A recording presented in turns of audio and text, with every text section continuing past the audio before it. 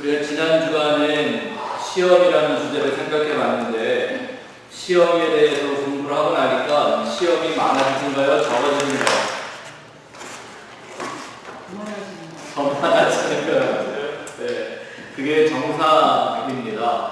왜냐하면 그거는 우리 삶 속에 시험이 많아졌다는 게 아니라 우리가 지난주에 공부한 것처럼 시험으로 가득한 이 세상에 대한 그 하나님이 나를 시험하시는 그것들을 우리가 좀 더 아주 예민하게 그리고 날카롭게 느끼고 그것들을 인식하기 시작했다는 얘기죠.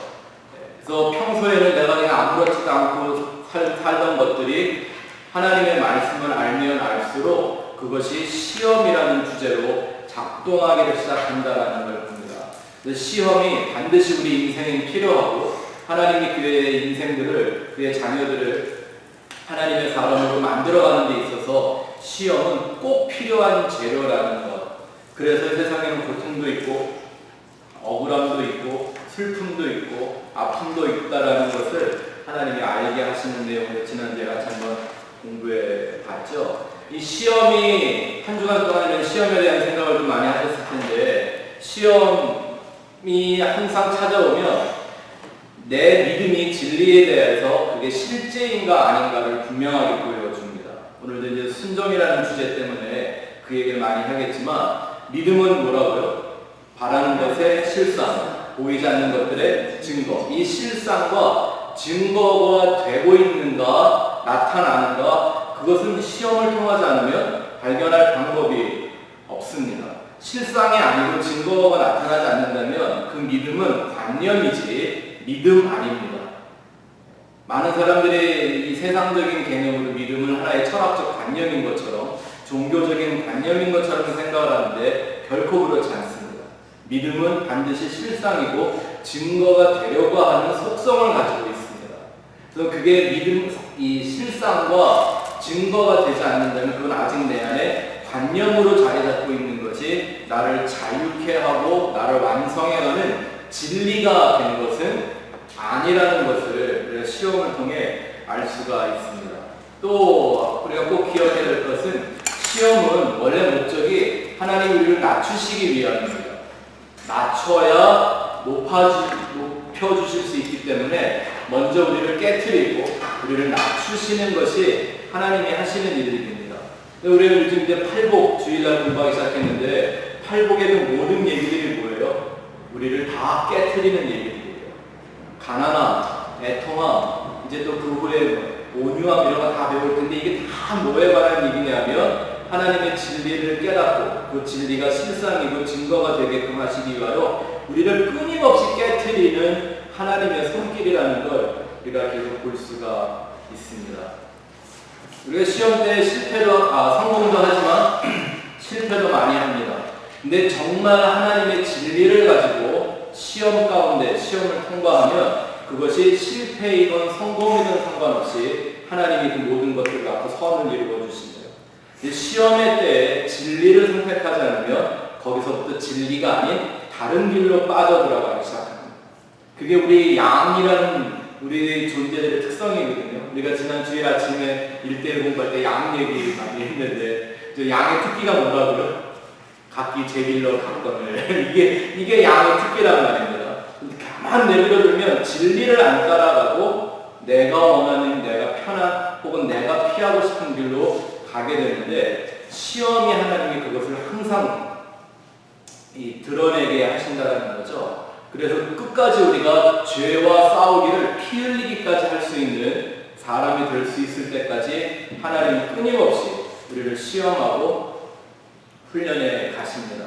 그런데 이제 시험이라는 게 딱 찾아오면 오늘 우리가 공부하게 될 이 시험은 결국 어떤 선택을 하게끔 만드냐면요, 순종이라는 걸 생각하게 만들어요. 과연 그 진리에 순종하는가? 지난주에 우리가 이런 얘기를 말씀드렸습니다. 이 하나님이 우리에게 던져주시는 시험은 반드시 진리로 풀어야 하는 문제가 있다는 거예요. 무엇으로? 하나님의 진리로 풀어야 되는 것이 시험인데 결국 그 모든 과정을 우리는 뭐라고 부르냐면 순종이라고 말합니다. 순종이란 영적인 것은 동시에 실제적인 행위를 말합니다. 그것이 내 안에 있는 것은 내 밖에서든지 행위해야 하는 것이죠. 우리가 잘 아는 것처럼 행위가 없는 믿음은 그 자체가 죽은 믿음이라고 그랬습니다. 행위라는 것에 대해서 오늘 조금씩 좀 다뤄보기를 시작할 건데요. 우리가 이 시험이라는 과정 속에 있을 때 어떻게 내 믿음의 행위를 하나님 앞에 보여 하나님이 원하시는 순종을 하는 그런 하나님의 자녀가 되고 백성이 될 수 있을까? 왜 순종이 반드시 필요한 우리 인생의 과정인가? 이 얘기를 오늘 좀 하려고 합니다. 이걸 잘 가르쳐주는 성경 구절이 있는데 한번 로마서 6장을 한번 같이 읽어보죠. 로마서 6장 12절 13절 시작. 그러므로 너희는 죄로 너희 죽을 몸에 아무 노릇하지 못하게 하여 몸의 사욕을 순종치 말고 또한 너희 지체를 불의의 경비로 죄에게 드리지 말고 오직 너희 자신을 죽은 자 가운데서 다시 산 자같이 하나님께 드리며 너희 지체를 의의 경비로 하나님께 드리라. 아멘. 아멘. 성경에 순종을 강조하는 성경 구절들이 참 많죠. 그죠? 그런데 굳이 내가 이 한 구절을 뽑은 이유가 있습니다. 순종이라는 단어를 갖고 있지는 않지만 하나님께 드리는 순종이 무엇인지, 왜 순종을 요구하시는지를 아주 본질적으로, 어떻게 보면 좀 전투적으로 설명하고 있는 말씀입니다. 우리 몸을 뭘로 드려라? 육체를 위한 불의의 경기가 아니라 의의 경기로 드려라. 그 불의의 경기, 의의 경기, 거기다 밑줄을 걸어줍니다. 그러니 순종이라는 것이 뭘 하는 거죠? 나의 삶 전체를 하나님의 의의 경기로, 무기로 드리는 겁니다. 하나님의 의가 드러나게, 하나님의 의가 승리하게, 하나님의 의가 역사할 수 있도록 내 자신을 그 도구로, 그 무기로, 병기로 드리는 겁니다. 제가 이 구절을 볼 때마다 농담을, 지나는 농담 한마디씩 하는데 뭐냐면요, 나는 우리 삶을, 나를 하나님 앞에 병기로, 의의 병기로 드리지 않으면 난 그냥 병기로 삽니다. 병기가 그 병원 얘기하는 거죠?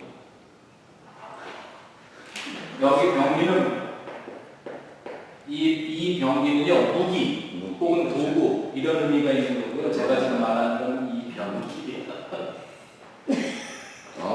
정말 제가 괜찮아요. 별로 웃기진 않는다. 근데 생각해보면 이거 그럴싸합니다. 예? 좀 막말로 속된 말로 사람 감에 대기를 두면요, 걸어다니는 똥통 아닙니까? 그래요? 그게 우리 인간의 현 주소잖아요. 하나님이 우리의 몸을 불의의 경기가 아닌 의의 경기로 드려라 라고 하는 이것을 이루어가는 과정을 성경에서 순종이라고 말한다고 저는 생각해서 이 구절을 보여드렸습니다. 자, 그러면 믿음과 순종의 관계 한번 같이 생각해 보죠. 하나님은, 이게 오늘 아주 중요한 한 가지 결론입니다. 하나님은 순종의 행동보다 순종을 통해 증명되는 믿음과 그 믿음으로 변화되는 인격과 성품에 더 깊은 관심을 가지신다. 여러분, 행위와 행동은 조금 다릅니다. 이해하세요? 무슨 뜻인지? 예. 영어로만 본다 그러면 행위는 보통 우리가 deed라고 하고요. 영어 행동은 act라고 하죠. 혹은 action. 그래서 action이라는 건 겉으로 드러난, 보이는 뭔가라는 의미를 한다면, 행위는 겉으로 드러난 것뿐만 아니라 내 밖으로 있는 거나 내 안에서 일어나는 이런 모든 것을 포함하고 있는 겁니다. 그렇죠? 마음의 동기까지. 하지만 액션은 그게 상관이 없어요. 예를 들어 엄마가 야 집 좀 치워라 그랬어요. 근데 치기 싫어. 근데 뭐 어떻게, 엄마가 얘기했으니까 밥도 먹으려면 쳐야지. 이를 부득부득 가고 집을 쳤어요. 집을 친 거잖아요. 얘는 엄마 말에 순종하는 행동은 보였어요. 근데 행위는 뭐라요? 안 하요. 기쁨도 없고 감사도 없고, 그리고 청소를 하면서 계속 엄마 욕하고 속으로 난 다시는 청소 안 해. 이런 마음을 먹으면 몸은 행동을 했지만 마음은 순종을 했나요? 아닌 거죠. 자, 행위와 행동은 이렇게 차이가 있죠. 그래서 성경이 말하는 행위가 없는 믿음을 볼 때는 이 행동을 말하는 게 아니라 행위, 내 안에서 일어나는 그 모든 걸 다 말하는 거죠. 그래서 예수님이 구약 때 우리에게 주셨던 이 율법들은 다분히 뭐예요? 행동에 대한 강령들이에요. 그런데 예수님한테 와서 계명을 물어보면 예수님은 겉사람의 행동하는 얘기를 안 하시고 속사람의 율법을 말하시는 거예요. 니네가 살인하지 말라는 얘기 들었지? 그런데 사람을 직접 안 죽여도 마음으로만 사람을 죽여도 미워해도 살인한 거다. 그죠? 예? 남이 걸 꼭 뺏지 않았어도 그것을 갖고 싶어하는 탐심만 가졌어도 이미 그건 도둑질한 거다. 가늠 안 했어도 마음으로만 음란한 마음을 품어도 가늠한 거다. 율법주의와 하나님의 은혜 안에 들어가는 게 이렇게 차이가 나는 거예요. 그래서 율법의 행위로만, 행동으로만 본다면 겉으로 다 행했으니까 맞는 거예요. 그죠? 바리새인들 뭐 때문에 혼났어요? 행동은 있었는데 정말 하나님이 원하시는 그 행위가 그 안에서 이루어지지 않았기 때문이에요. 지금 이 얘기를 설명하는 건데 다시 한번 같이 한번 그 문단을 읽어볼까요? 하나님은 시작. 하나님은 순종의 행동보다 순종을 통해 증명되는 믿음과 그 믿음으로 변화되는 인격과 성품에 더 깊은 관심을 가지신다. 자, 이런 거 한번 생각해 보시면 어떨까요? 하나님이 정말 사상 최악의 순종을 이렇게 여러 번 우리가 상상도 하고 싶지 않은 그런 순종을 요구하신 적 있죠? 대표적인 게 뭐예요? 아브라함에게 이삭을 바치라고 하는 거예요. 근데 정작 이삭을 바치려고 할 때는 하나님이 이걸 받으셨어요? 안 받으셨어요? 분명히 행동은 무슨 행동을 원하셨어요? 이삭을 번제로 드리는 행동을 원하셨어요. 자, 이런 거였죠. 하나님이 아브라함을 민족의 아버지, 믿음의 조상으로 삼으시려고 불렀어요. 근데 어느 날 이삭 그 일을 이루어 가신다고 이삭을 줬더니 이 사람 마음에 뭐가 가득 차기 시작해요? 하나님, 이삭이 가득 차고 뭐가 사라졌어요? 하나님을 모르는 것도 아니고 잊어버린 것도 아닌데 하나님을 안 믿는 것도 아닌데 내 마음에 뭐가 가득 차버리고 말았어요? 이삭으로 가득 차버리고 말았어요.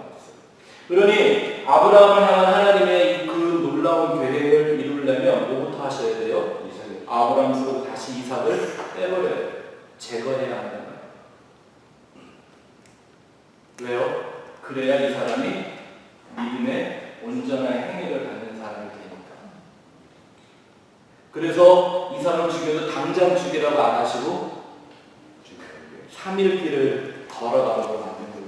그동안 뭐 하는 거죠? 자기 안에 가득 채웠던 이삭을 버리고 다시 하나님을 채우는 거죠. 그러면서 그의 속사람이 하나님을 향한 인격과 성품으로 끊임없이 바뀌고 있는 거예요. 그래서 마지막 순간 제단에 이삭을 올려놓고 죽이려고 했더니 하나님이 안 죽여도 된다.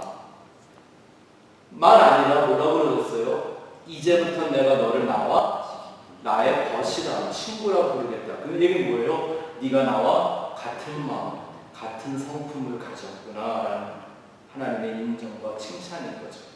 그래서 순종은 겉으로 보이는 행동이 중요한 게 아니라 하나님이 그걸 요구하시는 이유가 있죠. 뭐 하려고요? 우리 안에 있는 믿음의 인격과 성품을 만드시는 그 과정입니다. 왜냐하면 그것이 인격과 성품으로 바뀌고 나지 않으면 똑같은 시험이 오면 여전히 또 넘어질 수 있는 사람이 계속 많이 있다는 거예요. 그렇죠. 야고보서에 보면은 네. 모르 듣기만 듣지 말고 행하라 그랬거든요. 그쵸. 그것이 그 행위로 만든 건가 뭐. 이 행위는 이걸 다 포함하는 거죠. 다 파는 거. 네, 다 포함하는 거죠. 그렇죠? 네. 하지만 행동이라는 건 아주 작은 겉으로 드러나는 것뿐이라는 거예요. 이런 거 있잖아요. 예배 시간에 와 앉았어도 우리는 생각은 삼천포가 할 수 있잖아요. 근데 분명히 그 사람 행동은 뭐 하고 있어요? 예배하고 있잖아요. 근데 예배예요, 아니에요? 예배의 행위는 없는 거죠. 이해가 되시죠? 네. 자, 그러면 이런 각도에서 믿음과 순종에 대한 얘기, 관계를 한번 살펴보겠습니다. 1번, 믿음은 하나님에 대한 신뢰, trust이고요. 순종은 그것을 전인격적으로 표현해내는 것입니다. 하나님을 마음으로 믿고 그 믿음을 실제적으로, 인격적으로 표현해내는 것, 그게 바로 순종입니다. 그래서 항상 하나님 우리에게 순종을 원하시는 건 그 믿음이 실제인가 아닌가, 방금 말씀드렸지만 실상과 증거를 확인하게 해주는 겁니다. 믿음이란 하나님에게는 너무나 중요한 일입니다. 우리한테만 중요한 게 아니라, 왜죠? 하나님이 그 천국에는 어떤 사람만 들어와요? 그 믿음 있는 사람만 들어오는 거고, 그 믿음이 있어야 그를 의롭게 여기신다고 하지 않았어요? 그러니까 사실 믿음이 나한테도 중요하지만, 내가 구원받기 위해서 중요하지만, 사실은 누구한테 더 중요해요? 하나님한테 더 중요한 비즈니스란 말이에요. 그 믿음이 과연 실상이며 증거 있는 믿음인가를 위해서 하나님은 항상 순종이라는 도전을 우리한테 던지실 수밖에 없는 거죠. 이 믿음이란 우리 어떤 내면적인 상태라고 말한다면, 순종은 그것을 외적으로, 인격적으로 나의 지정의를 다해서 표현해내는 그것을 순종이라고 하는 거죠. 두 번째, 믿음이 하나님과 그의 뜻을 발견하는 도구라면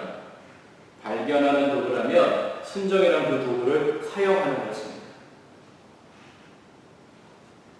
우리가 전에 믿음이라는 걸 공부할 때 이런 얘기 많이 했죠. 믿음은 끊임없이 하나님을 발견해가는 과정이다라고 제가 한 가지 설명을 드렸었는데, 믿음이 바로 그 하나님을 알게 되는, 발견해가는 도구가 된다면 순종은 그걸 사용해내는 겁니다. 믿음이라는 게, 믿음을 통해서 우리는 하나님이 우리에게 주어주신 그 생명의 길, 그 길을 발견하죠. 근데 그 길을 발견하면 뭐합니까? 그 길로 가야잖아요.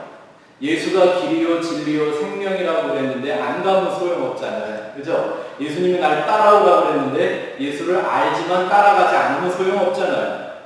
그래서 그것을 믿는 것과 그 길로 가는 것이 순종이라는 거죠. 어떤 길은요, 앉아서 공부하면 알 수 있는 길이 있지만 어떤 길은 내가 직접 가보기 전에는 절대 알 수 없는 길이 있습니다. 길은요, 지도를 보고 알 수가 있어요. 그쵸? 네. 근데 그 지도를 믿고 지도가 보여주는 길로 가는 것은 또 다른 얘기입니다. 이게 믿음과 순종에 관한 것이죠. 그래서 다음 줄에 믿는 것과 아는 것이 하나 된다라는 것, 그 아는 것은 내 안에 있는 것을 하나님이 주신 그 진리를 삶 속에서 경험하고 체험적으로 알게 되는, 알아서 분명히 깨닫게 되는 걸 의미하는 거죠. 이 목적이 뭐냐면 믿는 것과 아는 게 목적이 아니라, 이 에베소서 4장 13절 말씀이 믿는 것과 아는 것이 하나 되어 뭘 이루어요? 그리스도의 장성한 분량에. 제가 말씀드렸죠. 순종은 하나님이 원하시는 것은 행동보다 우리 안에 그리스도의 인격과 성품을 만드는 것에 하나님은 더 관심이 있으십니다. 행동은 그것을 이루어내는 과정일 뿐이지 겉으로 드러나는 행동 자체가 목적이 아니라는 것을 이런 말씀들을 통해 우리가 분명히 알 수가 있죠. 또 세 번째, 3번, 믿음은 순종을 통해 영적 성숙의 열매를 맺습니다. 그 열매들은 성령의 열매와 같아야 하는 거야겠죠. 믿음은 순종을 통해 영적 성숙이라는 열매를 맺습니다. 꼭 반드시 믿음은요, 들음을 통해 얻게 되지만 그 믿음이 믿음되어져 가는 이 성장의 과정은 반드시 순종이라는 걸 통해서만 성숙을 이룹니다. 여러분들 이런 공부를 해봤을 거라고 생각이 돼요. 성장과 성숙은 비슷한 말이지만 아주 다르죠. 성장과 성숙이요. 어떻게 다를까요? 성장 커가는 거고 성수가 완성되는 거고. 그렇죠. 네. 성장이라는 건 하나의 프레임을 형성하는 거고요. 성숙은 그 틀을 채우는 거죠. 네. 이렇게 생각하시면 좋을 것 같아요. 과일을 보면, 네. 과일이 열리잖아요. 근데 과일이 열려지면 바로 먹을 수 있나요? 기다려요. 그렇죠. 익을 때까지 기다려야 되잖아요. 네. 김치도 뭐 겉절이 김치도 있지만 어떤 김치는 익어야 맛있단 말이에요. 근데 성숙이라는 건 어떤 거예요? 익히는 거예요. 속을 채우는 거예요. 맛을 내는 과정이라면 성장은 틀을 형성해 가는 거예요. 그런데 순종은 믿음이라는 것이 이제 이 성장이라는 틀을 갖게 만들어준다면 순종이 바로 그 믿음을 성숙하게 만들어주는 거예요. 그래서 하나님이 우리에게 던져주는 어떤 순종은 내가 푹푹 썩어가는 것처럼 익어지지 않으면 안 되는 성숙함이 반드시 있는 거예요. 또 그 다음 줄 한번 가서 보시죠. 불순종과 갈등을 이게 무슨 열매예요? 성령의 열매. 성장의 열매. 네. 불순종과 갈등을 왜 우리가 하나님이 순종을 주시면 또 성경을 통해 순종할 바를 알게 된다고 바로 순종 딱 되는 거 아니죠? 네? 여러분들은 삶 속에서 순종을 많이 하세요? 불순종을 많이 하세요? 네, 한국 가서 은혜 많이 받으셨군요. 우리 안에 불순종이 여전히 남아있고요. 분명히 그것이 하나님의 말씀이 진리인 줄 아는데 우리는 계속 갈등한단 말입니다. 이런 모습을 내가 보게 되는 건 바로 뭐냐면 세상과 자아의 미련을 버리지 못한 불완전함 그리고 미성숙함을 보여주는 거죠. 미성숙함, 불완전함. 근데 이거를 우리가 반드시 내 안에 불완전함과 미성숙함을 내가 겪어야, 내가 봐야, 내가 깨달아야 믿음으로 성숙해가는 과정 속으로 우리가 달려 들어갈 수 있기 때문에 하나님이 때로는 내가 순종할 수 없는 거라는 걸 아시면서도 순종이라는 숙제를 던져주시는 거예요. 꼭 그것을 행동으로 해내라 그게 아니라 우리가 아직 얼마큼 불완전한지, 얼마큼 미성숙한지를 절실히 깨닫게 하시기 위해서. 근데 이게 영적으로 성숙한 사람이 그 절실함을 더 깊이 느낀다는 거죠. 영적으로 미성숙한 사람들일수록 성숙에 대한 목마름이 적죠. 그런 거죠. 공부 잘하는 아이들일수록 공부에도 목마르고 성적에 연연하는 거고 공부가 잘 안 되는 아이들일수록 공부가 편하죠. 저 같은 경우 학생회 그때 시험 보는 날이 제일 좋았다니까요. 일찍 끝나니까. 중간고사, 기말고사 이런 거 보면 다 오전 수업 다 끝나잖아요. 얼마나 좋아요. 공부하기가 있죠. 우리가 삶 속에서요, 아, 이게 내가 순종해야 되는 거구나 라고 생각하는 하나하나의 것들이 사실은 아직 나에게는 내 안에 그리스도의 인격과 성품으로 완성되지 않았다라는 걸 보여주는 거예요. 예를 들면 이런 거죠. 여러분들이 주일에 교회 나와 한 번씩 예배 드리는 거, 주일 예배 드리는 거, 아, 내가 오늘 교회 꼭 가야지. 주여, 내가 순종하겠습니다. 그러고 오세요? 주일날 교회 가는 거 정도야 뭐 이제는 뭐 가지 말라고 가잖아요. 그죠? 그거는 순종이에요, 아니에요? 내가 뭐 이거 순종하려고 막 힘쓰고 애쓰고 노력해야 돼요, 아니에요? 생활하다 된 거. 생활이 된 거죠. 네. 그렇죠? 지금 그 말씀을 드리는 거예요. 근데 어떤 것들은 내가 순종을 해야 된다는 부담, 이런 갈등을 내가 안에 겪기 시작한단 말이에요. 겪게 된단 말입니다. 뭘 보여주는 거예요? 내 안에 아직 완성되지 못한 예수 그리스도의 인격과 성품들을 그 순종이라는 숙제 하나하나가 보여준다는 거예요. 생각해 보세요. 우리가 인간이 전지전능하신 하나님 앞에 무슨 번데기하고 주름 잡는 것도 아니고 하나님 내가 이런 말씀 할 수 있어요 하고 보여주면 뭐 할 건데요? 그걸 하나님이 잘했다고 의롭다고 하시겠어요? 그죠?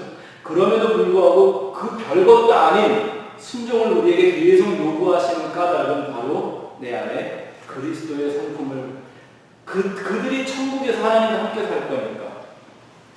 지난주도 말씀드렸지만 하나님에게는 내가 땅에서 뭘 하고 왔냐라는 것보다 하나님과 함께 살기에 합당한 사람인가가 중요하다고 말씀을 드렸죠. 하나님의 관심은 거기에 있다라는 걸 우리가 생각해 봐야 합니다.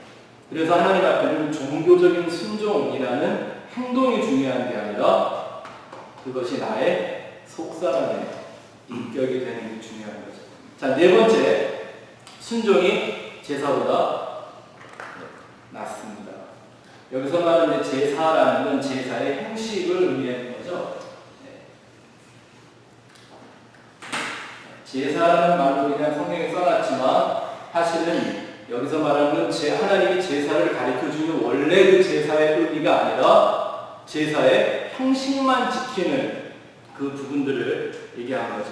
여러분들 다 잘 아시는 말씀인데 사무엘상 한번 읽어봅시다. 시작. 사무엘이 여호와께서 번제와 다른 제사를 그의 목소리를 청정하는 것을 좋아하신 같이 좋아하시니까 순종이 제사보다 낫고 듣는 것이 수양의 기름보다 나으니 이는 거역하는 것은 사슬의 죄와 같고 완고한 것은 사실 이상하게 정하는 죄와 같습니다.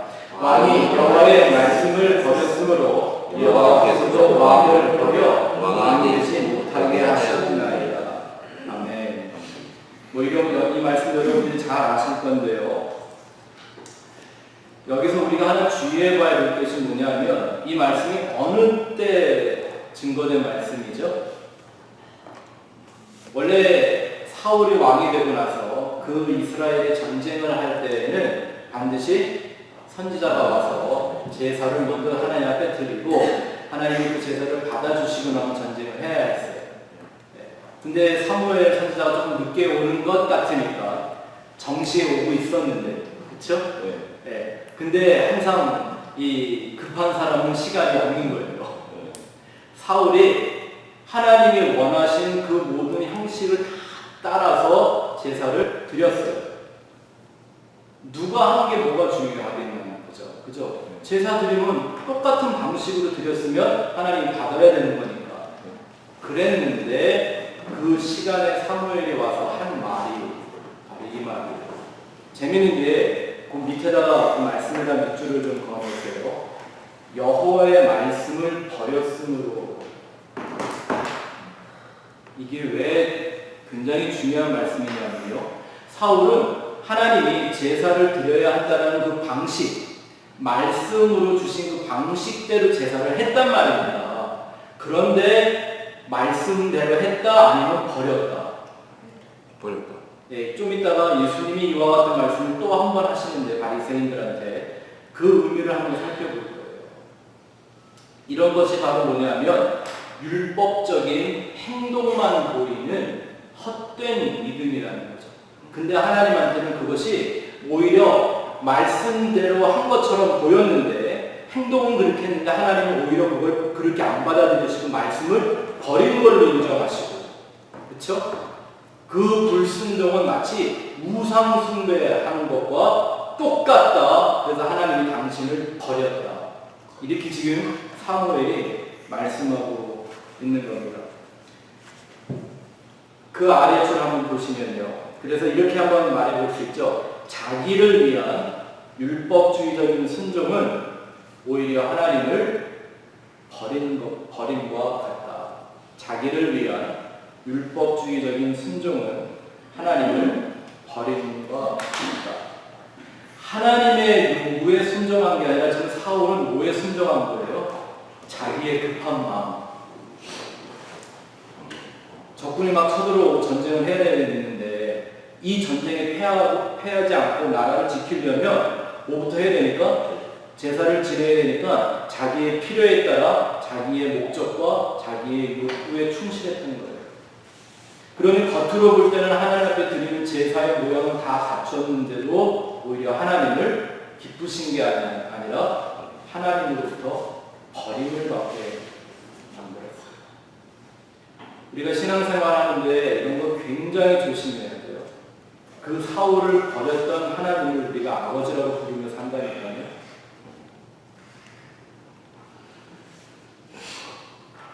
자, 조금 있다가 이제 저희가 율법적인 것에 대한 얘기를 좀 할 텐데요. 분명히 이 말씀을 보면 제사는 참 중요한 거였습니다. 그런데 제사가 순종을 결코 대신할 수 없다는 걸 분명하게 보여주는 대목입니다. 그렇죠. 모든 이 제사는 뭐의 대표예요? 모든 종교적인 예식, 뭐 형식, 뭐 소위 우리가 말하는 우리의 직분, 사명, 다 이런 거에 지금 대명사잖아요. 그렇죠? 네. 그런데 아무리 이런 것들을 해도 그것이 하나님 앞에 드리는 순종을 대신할 수가 없다라는 것을 정확하게 가르쳐 주죠. 우리가 우리 한국 교회에서 굉장히 강조하는 것들이 주일 성수 중요하죠. 굉장히 중요합니다. 맞아요? 네. 주일에 예배 안 드리는 사람이 무슨 성도이기도 한 건가요? 그죠? 그렇지만 주일을 나와서 예배 한 번 드렸다고 내가 하나님께 드리는 순종을 대신할 수가 없다라는 거예요. 그렇죠? 네? 우리 이렇게 제자 훈련하고 성경 공부하고 이러한 하나하나의 형식들이 우리가 교회에서 봉사들도 많이 하잖아요. 이러한 모습들이 하나님이 받으시는 순종을 대신할 수가 없단 말이에요. 원래 제사라는 건 하나님이 우리에게 왜 주신 거예요? 하나님이 주신 법칙대로 다 잘 만들고 단을 쌓고 고기 자르고 불을 잘 지펴서 맛있는 냄새 나게 고기를 잘 구워야 이거 지금 하나님이 주신 제사인가요? 자 보세요. 제사라는 게 원래 죄 지은 인생들을 하나님이 불러서 하나님 앞에 돌아오게 하는 회개의 길을 주신 거예요. 맞습니까? 근데 아까 얘기한 것처럼 회개라는 믿음의 행위는 사라지고 제사라는 행동만 하면 그건 오히려 하나님에게 순종으로 받아들여지는 게 아니라 내가 하나님을 버리는 걸로 치신단 말입니다. 왜 바리새인들이 하나님 앞에 버림을 받았어요? 이것만 하니까요. 이런 걸로 자기들의 의를 쌓고 있기 때문에.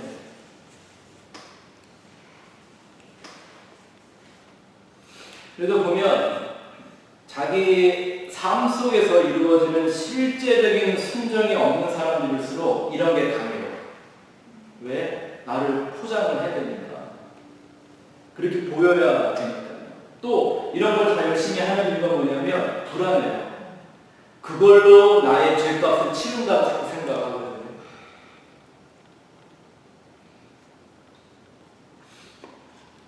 이해가 되시죠?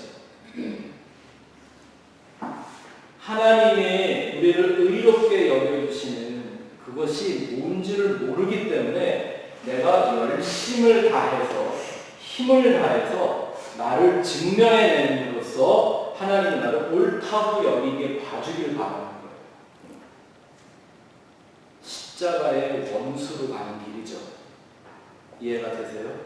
은혜의 자리로 가는 게 아니라 여전히 하나님의 의를 모르기 때문에 이 사람은 찾을 수 있는 의는 뭐밖에 없어요? 내 인간의 의밖에 없어요. 하나님의 은혜를 모르니까 내가 찾을 수 있는 건 뭐밖에 없어요? 인간의 양식밖에 없는 거예요. 이해가 되시죠? 이 바리새인들이 목숨 걸고 안식일을 지켰단 말이고요. 예수님 왜 죽이려고 했어요? 자기들은 목숨을 걸고 지키는 그 안식일을 예수님이 와서 안 지켜. 그죠? 안식일을 막 병자 붙이고 예? 일바다 들어가 곡식 따먹고 막 그래요. 그러면 하는 말이 왜 안식일을 안 지키냐고 그랬더니 예수님 하시면 내가 안식일의 주님이다. 그럼 그들이 그렇게 지키고 있는 일주일마다 한 번씩 지키는 안식일이 하나님이 볼 때는 안식이었어요? 아니었어요? 하나님과 연합하는 안식이었어요? 아니었어요? 오히려 그 안식일을 지킨 것 때문에 하나님과 더 분리되게 된 거잖아요. 자, 이런 의미들을 한번 잘 생각해 보시면 순종을 더 깊이 인식할 수가 있습니다. 다섯 번째, 성경엔 순종도 있지만 복종도 있죠. 순종은 오베이 한다고 얘기하고요. 복종은 서브밋 한다고 얘기하죠. 그래서 순종이란 다분히 자의적인 반응이라면 복종은 타의적인 반응입니다. 서브밋 한다는 건 군대의 용어죠. 상관이 왕이 신하에게 명령하면 신하와 종들은 이유를 알면 모르는 무조건 일단 행동으로 옮기고 가야 하는 거죠. 하나님은 우리에게 이 두 가지 것을 항상 같이 요구하시죠. 순종을 요구하는 것이 있고 어떤 건 복종을 하기를 원하는 게 있죠.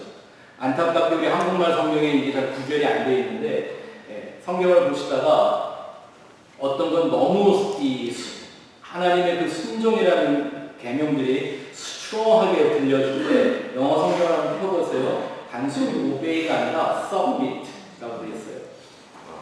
이런 거예요. 아내들아 남편들에게 순복하라. 무슨 말이에요? 오베이와 submit이에요. submit이에요. 무슨 뜻이에요? 노멸하라. 참 하나님 좋으시죠, 집사님? 예. 요즘에는 너무 안 지켜가지고. 뒤에 거를 다 읽어보세요. 그렇지. 다 배우셨어, 다 배우셨어. 네. 뒤거 다 하는 거예요. 근데 하나님이 이 순종과 복종을 우리에게 다 요구하시는 것이 바로 하나님과의 관계를 시험하는 거죠. 다음 줄 보세요. 순종의 동기는 하나님에 대한 사랑, 그리고 복종의 동기는 하나님이라는 최고의 영적 권위를 말하는 거죠. 그것이 내 안에 있는가를 확인하는 과정입니다. 순종은 내가 정말 하나님을 사랑하는가, 복종은 하나님이 정말 나에게 유일한 영적 권위자이신가, 그걸 알게 해주는 과정입니다. 자, 뒤에 가서 봅시다. 순종은 선택의 결과입니다. 이 하나하나들이 어떤 의미를 갖고 있는지 살펴보죠. 첫 번째는 순종이라는 성경은 나를 무엇에든가 드리는 행위라고 얘기하고 있습니다. 그냥 내가 한번 해보는 어떤 종교적인 책임이 아니라 나를 누구에겐가 드리는 거다라고 나와 있어요. 로마서 6장 읽어보죠. 시작. 너희 자신을 종으로 드려 누구에게든지 순종하는지 그 순종함을 받는 자의 종이 되는 줄을 너희가 알지 못하느냐? 혹은 죄의 종으로 사망에 이르고 혹은 순종의 종으로 의에 이르느냐? 아멘. 여기 지금 순종을 뭐라고 얘기하고 있어요? 우리 자신을 누구에게인가 드리는 행위예요. 죄에게 드리면 죄의 종이 되는 거고 하나님께 드리면 의의 종이 되는 거라고 잘 여기 설명을 잘 해주고 있죠. 그렇기 때문에 이 내가 누구에게 순종을 하느냐가 나의 어떤 아이덴티티, 정체성을 결정하는 거예요. 우리 삶 속에 여러 가지가 주인 행사하려고 하는데 항상 내가 누구한테 순종하느냐 그게 내 정체를 보여주죠. 이런 거요. 내가 만약에 깡패 말을 들으면 나는 깡패예요. 그죠? 내가 군인의 말을 들으면 나는 군인인 거죠. 내가 누구의 말에 순종하고 복종하느냐 나의 정체성을 말해주는 거죠. 그 다음 줄 보시면 순종은 나의 영적인 운명을 결정해 주는 거예요.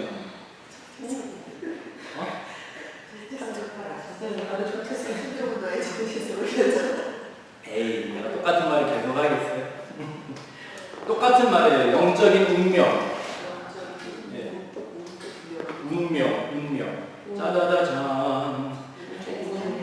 영적인 운명을 결정해 줍니다. 내가 어떤 정체성을 갖고 어떻게 살아가게 될지를 정해낸 그 과정이 바로 순종입니다. 그렇기 때문에 내게 있어야 되는 그 새로운 운명, 새로운 정체성. 자, 이제 여러분들이 영적인 눈치가 좀 빨라지셨으면 이런 얘기가 나오니까 목사님이 저 얘기 또 하시겠구나라고 그것같은 느낌이 와야 되는데 그쵸? 운동분들은 벌써 감을 잡았어요. 내 안에 이런 새로운 영적인 정체성과 운명이 만들어지려면 반드시 나한테 따라와줘야 되는 과정이 뭐예요? 그게 나의 자기 부인, 나의 옛 자아를 십자가에 못 박는 거예요. 예수님의 생명을 얻기 위해서 내 목숨을 버리는 거예요.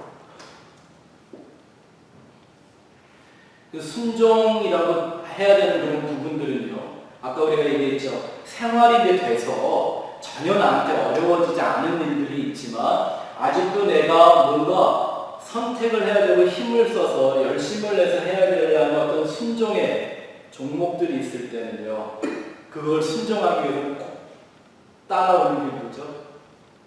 크든 작든 내 안에서 하나의 나를 부인하는. 예를 들어, 나 오늘 피곤해서 가기 싫어. 네? 집에 있으면 누가 뭐라 그러겠어요. 한국에서 오늘 오셨는데. 근데 나의 피곤해 봤자지 이러면서 나의 피곤함을 부인하고 졸지연정 가는 거예요. 네? 이해가 되세요? 하나하나의 것들이 내 안에서 나에 대한 죽음을 만들어내요. 아멘? 이해가 되시죠? 네. 그래서 하나님은 우리한테 끊임없이 순종이라는 숙제를 계속 던져주시는 거예요. 뭐 하라고? 너의 자아에 대해서 끊임없이 죽어버리고 너 자신을 부인하고 십자가를 지고 나를 따라오라는 숙제를 계속 주는 거죠. 보세요. 예수님이 follow me 그러셨잖아요. 그러면 내가 예수님을 따라가는 것만 중요한 게 아니고 예수님이 해야 될 일이 있어요. 뭐죠? 내가 따라갈 수 있게 리드를 하셔야죠. 주님은 아무것도 안 하면서 나보고 따라가라 그러면 뭘 하고 어디로 가는 줄 알아요. 그렇죠? 그렇게 나를 따라오게 만드시는 게 바로 뭐냐고요? 순종이라는 숙제를 주어서 끊임없이 그 길에서 주님을 따라가는 순종의 길에서 나를 부인하고 내 십자가를 지고 주님을 따라가는 모습을 계속 만들어내시는 거예요. 아멘. 자, 2번 가서 보겠습니다. 네, 요즘 유행하는 말은 흉내를 냈습니다. 순종이라 쓰고 사랑이라 읽는다. 순종이라고 쓰고 사랑이라고 읽습니다. 성경은 계속 역설적인 걸 보여줍니다. 요한복음 14장 15절 시작. 너희가 나를 사랑하면 내 계명을 지키리라. 이렇게 안 하셨어요. 너희가 내 계명을 지키면 나를 사랑하는 것을 내가 알아주겠다. 이렇게 안 하셨어요. 이거 완전히 거꾸로죠. 우리는 세상은 그렇게 돌아가요. 근데 예수님이 하시는 말씀은 너희가 나를 사랑하면 계명은 지켜질 거다. 왜? 계명의 완성이 결국 뭐기 때문에 내가 땅에서 어떤 행동들을 해내는 그게 아니라 결국은 예수님을 온 마음과 뜻과 정성을 다해서 사랑하느냐를 보십니다. 그러면 그 사랑이 완성되면 내가 땅에서 행동은 완전하지 않아도 그 계명을 지킨 거예요, 안 지킨 거예요? 맞죠? 내가 예수 안에 있는 온전한 믿음이 있으면 내 행위가 완전하지 못해도 하나님 앞에서 의로운 거예요, 아니에요? 맞죠? 그래서 항상 순종은 사랑의 증거가 됩니다. 하나님은 우리의 행동을 보시는 분이 아니라 뭘 보시는 하나님? 중심을 살펴보는 하나님. 이 말은 하나님은 사람의 행동에 속지 않으신다. 안 속으세요. 좀 속아주셨으면 좋겠는데 안 속으세요. 근데 그게 우리한테는 정말 큰 위로고 소망이라니까요. 내가 완전한 행동을 보이지 못할지라도 하나님은 내 중심을 보시니까. 이 평생 설교하고 사는 사람이라 목사로서 늘 하는 게 뭐냐면요. 제 설교한 거에 대해서 스스로 반성하고 돌이켜보고 막 속상해요. 내가 더 잘했어야 되는데, 더 잘할 수 있었는데 왜 이걸 얘기를 못했을까? 왜 이걸 내가 이렇게 강조하지 못하고 왜 버벅거리고 설명을 못했을까? 막 이런 생각이 막 들고 혼자 막 저를 자책하고 있으면 어느 순간 성령의 음성이 들려요. 내가 네 마음 아는데. 그게 하나님의 중심을 봐주시는 거예요. 그런데 아무리 겉으로는 번지르르 한데 내 중심이 하나님에 대한 사랑으로 채워지지 않다면 그 멋진 행동들이 무슨 의미가 있겠어요? 하나님이 오히려 버리는 일이 되는 거입니다. 그렇죠? 그래서 율법적인 순종과 사랑의 동기가 돼서 내 안에 만들어내는 순종은 다릅니다. 밑에 율법적인 순종과 사랑의 순종은 정말 달라도 너무 다릅니다. 요한복음 5장 읽어보시죠. 시작. 그 말씀이 너희 속에 거하지 아니하니 이는 그가 믿으신 이를 믿지 아니하니라. 너희가 성경에서 영생을 얻은 줄 생각하고 성경을 연구하거니와 이 성경이 곧 내게 대하여 증언하는 것입니다. 너희가 영생을 얻기 위하여 내게 오기를 원하지 아니하는 것이다. 아멘. 보세요. 아까 사무엘상에 있는 말씀하고 똑같은 말씀이라고 그랬죠. 네? 듣는 대상이 다르는데요. 내용은 똑같아요. 보면 첫 말이 뭐였어요? 예수님이 하시는 말씀. 그 말씀이 너희 속에 없다. 이렇게 해놓으셨죠. 거기다 밑줄을 그어보세요. 너희 속에 거하지 아니한다. 근데 둘째 줄에 가서 보니까 너희가 성경에서 영생을 얻는 줄 알고 성경을 연구하고 있다. 그랬어요. 이게 말이 돼요? 지금 예수님이 너희 속에 말씀이 없다라고 얘기하는 그 대상들은 뭐냐면 성경을 정말 연구해서 박사가 된 사람들이에요. 영생을 얻어보려고 성경을 깊이 연구하는 바리새인들이란 말이에요. 율법 학자들이었어요. 근데 그 사람들에 대해서 예수님이 하시는 말씀이 너희 속에는 말씀이 거하지 않는다. 그래서 저는 그런 말씀 드린 거예요. 성경과 말씀은 조금 다를 수 있습니다. 성경이라는 책 자체가 말씀은 아닙니다.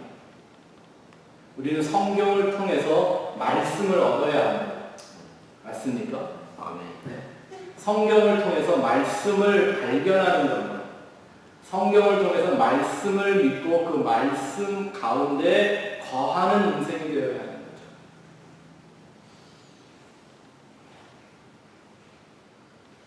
자, 그 다음 아래줄 한번 보세요.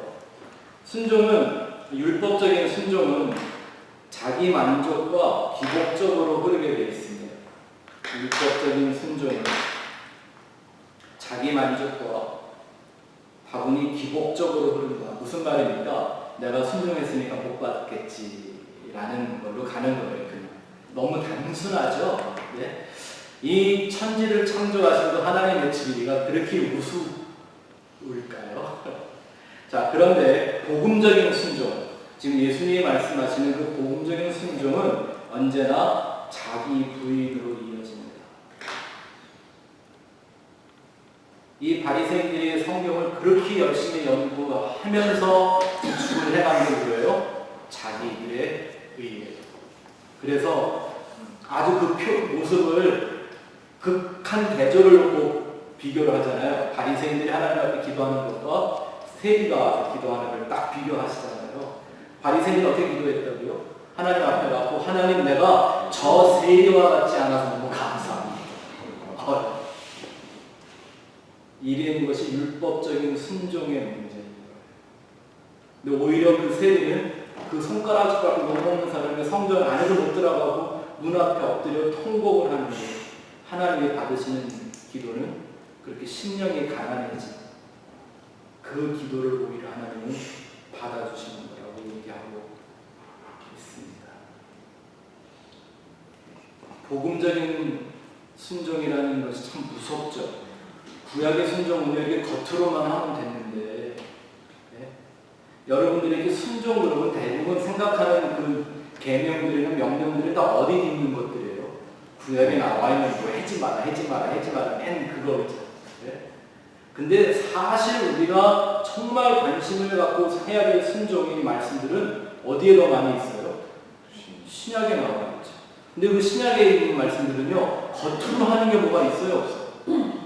있는데 그거는 하나의 표현될 때 나타나는 거고 전부 다 뭘 터치해요?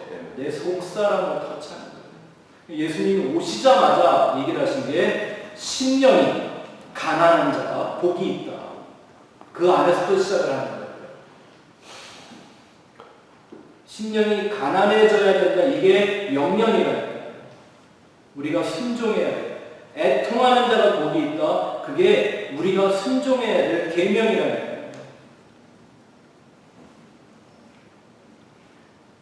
제가 여기 노트에 이런 얘기를 써놨는데 근데 우리가 그 신약에 나와 있는 그런 복음적인 그런 모든 내용들 그런 말씀들을 읽어보면요, 과연 우리가 복음적으로 세상을 살 수 있을 것 같아요? 없을 것 같아요? 도대체 그렇게 못 살겠죠? 그게 원하시는 거예요. 그래서 예수 믿는 성도를 증인, 순교자라고 말하는 거예요. 복음으로 인하여 세상에서 죽임을 당하는 자라는 뜻이죠. 순종이 거기까지 가야 하는 거죠. 세 번째, 3번. 순종은 하나님이 일하실 현장을 만들어 드리는 것입니다. 하나님이 일하실 시간과 공간, 현장을 만들어 드리는 겁니다. 내가 무엇에 순종하느냐, 어떻게 행하느냐에 따라 그 삶의 현장에서 역사하는 존재가 달라집니다. 존재가 달라집니다. 우리가 방금 읽었던 로마서 6장 16절의 말씀, 내가 죄에게 나를 드리면 죄가 와서 왕 노릇하고 나를 종으로 삼는다 그랬죠. 네? 그렇다면 이걸 거꾸로 내가 내 자신을 하나님께 드리면 누가 와서 하나님이 오셔서 하나님이 나를 종으로 삼으시겠죠. 무슨 뜻이에요? 내가 누구한테 순종하느냐에 따라 내 삶의 현장에서 일하시는 존재가 달라진다는 겁니다. 그 다음 문단은 기적은 언제나 순종이 이루어지는 곳에서 일어났습니다. 그것이 초자연적인 기적이든 혹은 영적인 기적이든 치유라는 기적이든 모든 기적들은 순종하는 자리에서 일어났음을 볼 수가 있습니다. 순종할 때 그 시간과 공간 속에서 하나님이 역사하는 거죠. 하나님의 나라가, 하나님의 권능이 거기에 임하게 되는 것입니다. 네 번째, 순종은 축복의 통로입니다. 축복의 통로입니다. 축복이라는 건 언제나 순종을 타고 들어오는 거죠. 방금 기적에 대한 말씀 나눈 것처럼. 그리고 다음 줄에 보시면 은혜는 무조건이지만 축복은 조건적입니다. 우리가 팔복 지금 공부하고 있는데 하나하나가 다 조건이 있죠. 심령이 가난해야 천국을 받고, 애통해야 위로를 받고, 온유해야 땅을 비워주고. 근데 계속 공부하겠지만 이게 다 연결이 되는 거예요. 심령이 가난해야만 애통할 수 있고, 심령이 가난한 사람이 애통할 때 만들어지는 게 온유이고, 그 사람들이 하나님의 의에 줄이고 목마르게 될 수 있고, 이게 다 이렇게 순서로 진행되어 나가는 거죠. 그 축복은 이렇게 항상 조건을 갖고 있다는 말입니다. 영적인 조건. 그것이 바로 순종이라는 것입니다.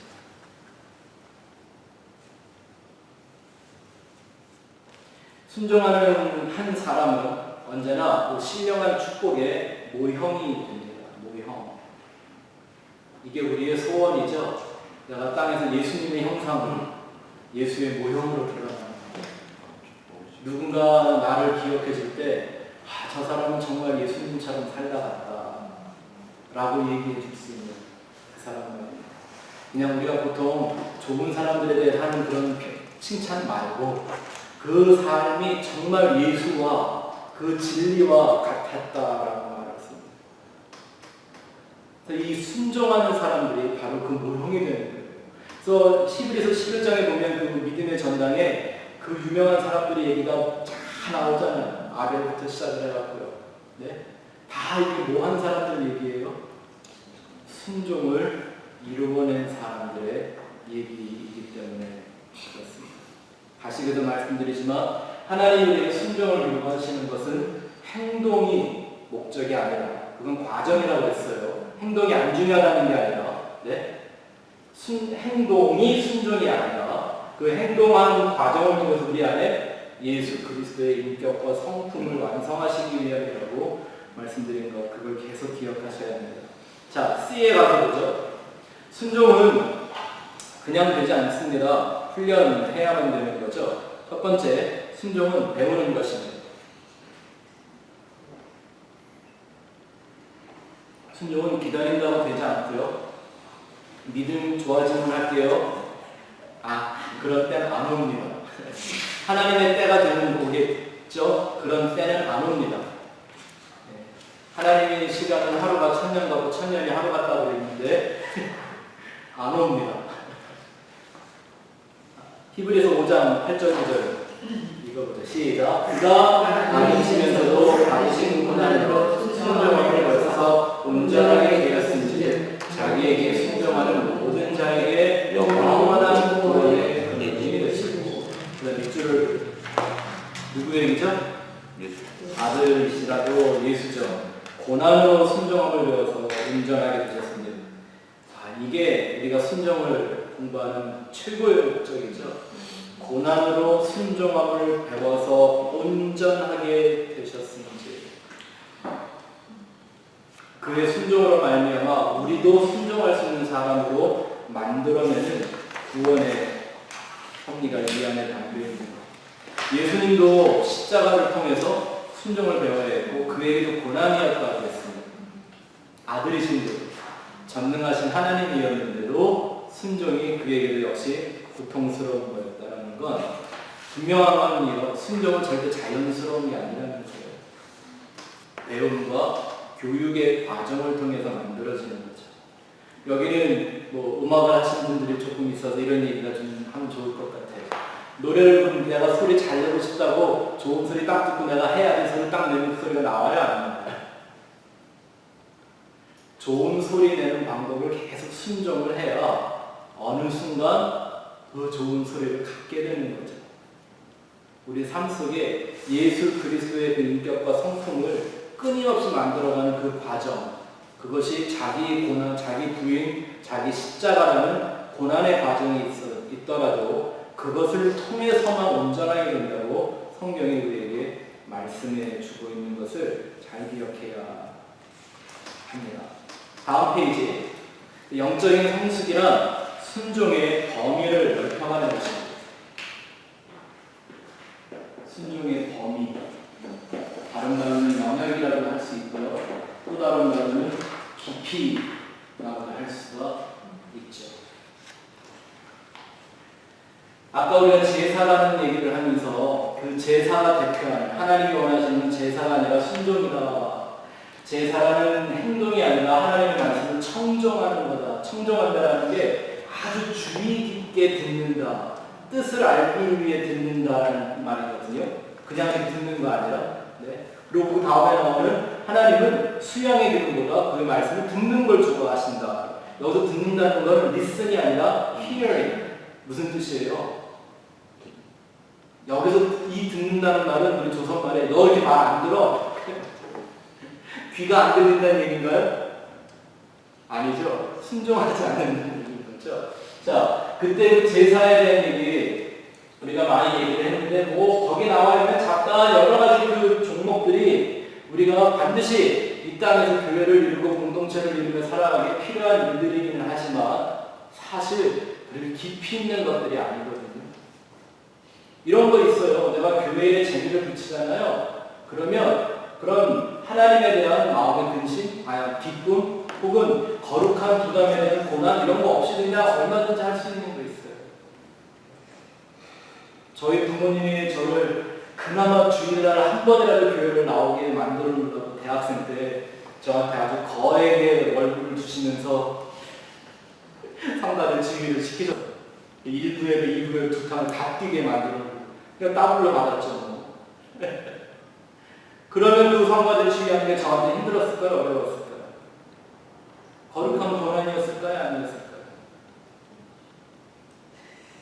학교 다니면서 놀 용돈 만드는 알바였어요. 순종이 아니었어요. 근데 남이 볼 때는 목사 아들이 지금 곧잘하네. 예?